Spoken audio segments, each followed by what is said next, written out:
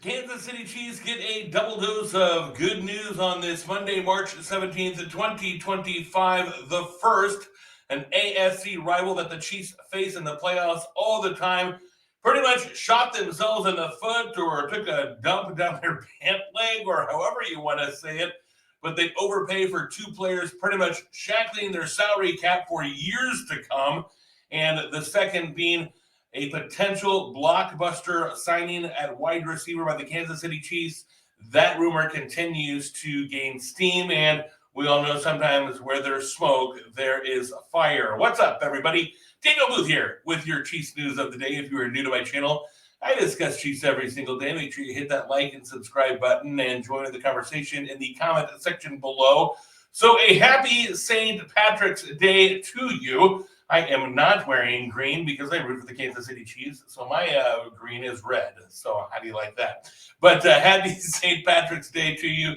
And let's get into the Chiefs news of the day. Not a lot of crazy news out there so far to start this week. But let's start here with the first one. This is really interesting, and it's the hated Chiefs rival just ensured they won't challenge KC anytime soon. This is on KCKingdom.com. And basically what they're talking about here is the Cincinnati Bengals have signed two players, and check out these deals. The Bengals wide receiver Jamar Chase and T. Higgins exclusively tell me, this is Jordan Schultz, that they've agreed to contract extensions with the team. Jamar gets 4 years, $161 million with $112 million guaranteed. Now that's for a wide receiver, making him the highest paid non-QB in NFL history. T gets 4 years, $115 million with the first 2 years of that contract guaranteed. Here is why this is absolutely ridiculous. Because while the Cincinnati Bengals have a good offense, while they have Joe Burrow, their defense has stunk. So the fact that they spent all that money on a wide receiver and didn't go out and use some of that money to shore up their defensive line and shore up their corners, that is going to come back and haunt them. This article has said the Chiefs have aligned for struggles at wide receiver the last 2 years, but their exceptional defense production propelled them to 3 consecutive Super Bowls. So they're saying here balance is necessary, and if your quarterback is actually elite, he doesn't need 2 $100 million receivers. So that's just absolutely ridiculous that Cincinnati would do that. Burrow has long been overrated based on his actual results, and these moves suggest that Cincinnati doesn't believe in him the same way the Kansas City Chiefs believe in Patrick Mahomes the second. This also says Cincinnati found after the Bengals beat the Chiefs in an embarrassing AFC Championship game. Now, several years ago, Cincinnati fans crowned themselves as the elite competitor to Kansas City, though poor roster decisions and unfortunate Joe Burrow injuries have kept them on the sidelines in the playoffs. But basically, the article, you should check it out yourself, is basically saying that their GM is absolutely not doing his job purely from a cap management perspective. It's hard to argue that general manager Duke Tobin did his job. The Bengals, by most measures, had one of the worst defenses in the NFL last year. I just said that. Instead of investing on the defense, Cincinnati is now in a position to decline even further in favor of propping up Burrow's meaningless statistics. I love that. I love that word. Meaningless statistics. So yeah, you don't overplay for players, and that's what the Kansas City Chiefs have been so brilliant at doing, is bringing in, because we all know that Patrick Mahomes, we know of this contract, and we know he deserves the contract. He's worth every penny.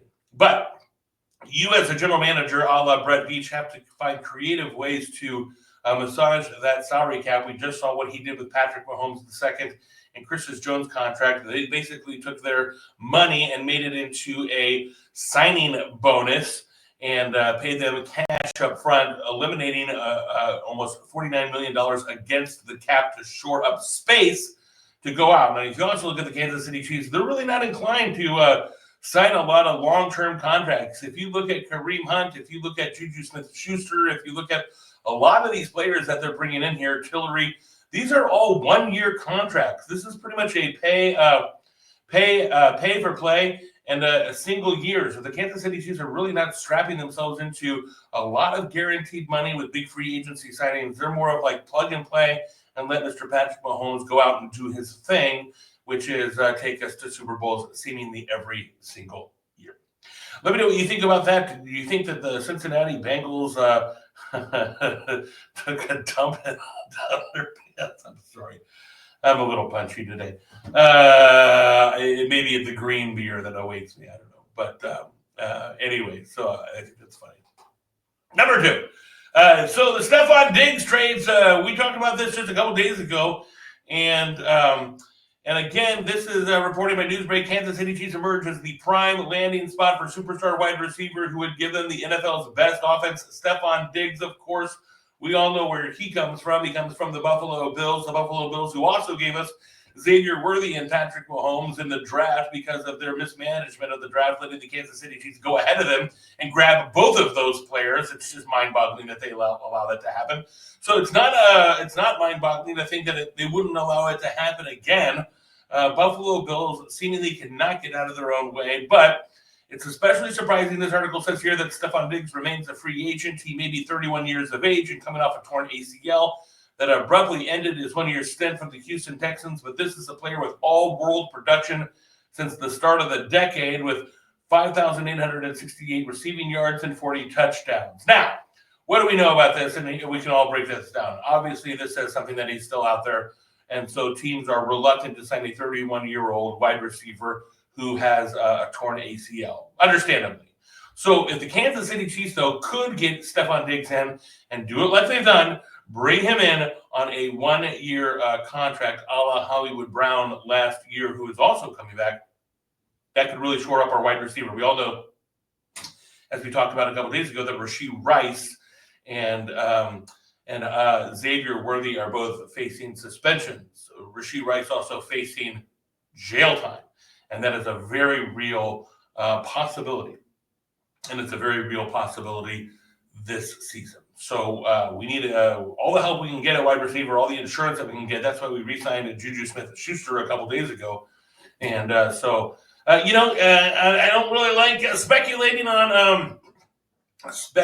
on where a wide receiver could go, but this is the third or fourth article I've seen that's predicting Stefon Diggs in a Kansas City Chiefs uniform next year. Let me know what you think about that in the comment section below.